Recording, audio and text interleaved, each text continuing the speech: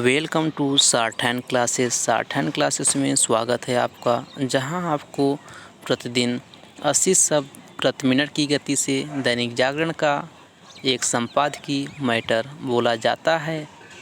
साथियों, अगर यह वीडियो आपको पसंद आए तो इसे लाइक, सब्सक्राइब, शेयर, कमेंट और साथ ही बेल आइकन को दबाना न भूलें। यह डिक्टेशन ठीक 3 सेकंड बाद स्टार्ट होगा। Ready, start. कोरोना संक्रमित मरीजों की संख्या 2 गुना होने की रफ्तार में कमी आने के बीच ऐसे दावे उम्मीद जगाती हैं कि अगले माह से कोरोना का प्रकोप थमने लगेगा। वास्तव में ऐसा ही हो, इसके लिए केंद्र और राज्य सरकारों को अतिरिक्त प्रयास करने होंगे।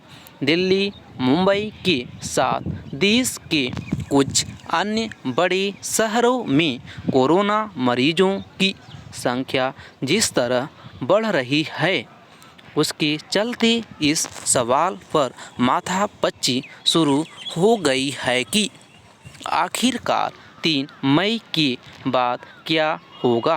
क्या लॉकडाउन खत्म होगा या फिर कुछ जगह जारी रहेगा और शेष देश में उसमें ढील दी जाएगी।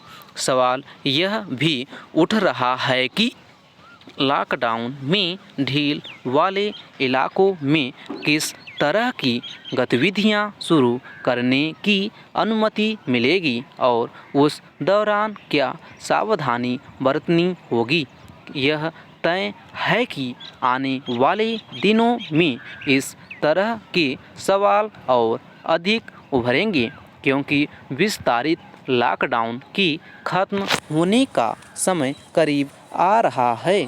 चूँकि सरकार के सामने लोगों की जिंदगी बचाने के साथ जीविका के साधनों को भी संबल देने की चुनौती है, इसलिए उसे बीच का कोई रास्ता निकालने के लिए तैयार रहना चाहिए।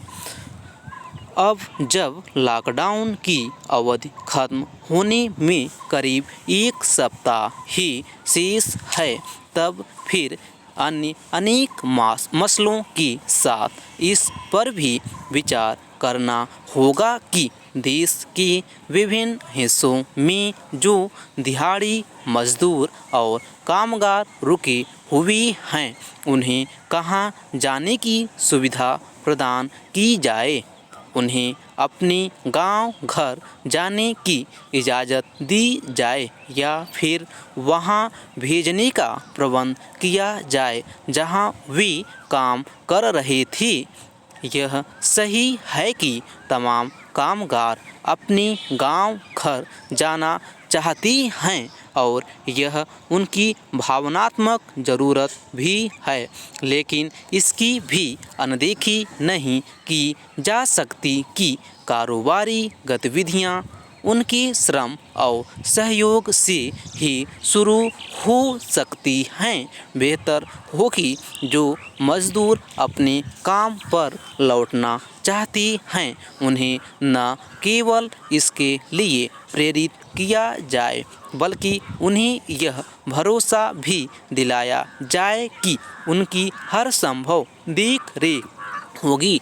इस बारे में केंद्र और राज्य मिलकर कोई फैसला करें तो बेहतर, ताकि न तो किसी तरह के भ्रम की गुंजाइश रहे और न ही कोई नई समस्या सिर उठाए। कामगारों को उनके गांव घर भेजने अथवा उनके कार्यस्थलों में वापसी के प्रबंध करने के मामले में केंद्र और राज्यों को साझा फैसला करते समय उनकी भावनाओं का भी ध्यान रखना होगा। निस्संदेह एक अन्य ज़रूरत यह भी है कि कोरोना संक्रमण से बचे रहने के लिए जरूरी दिशा निर्देशों के पालन के प्रति और गंभीरता का परिचय दिया जाए। इन दिशा निर्देशों के उल्लंघन की खबरें शुभ संकेत नहीं।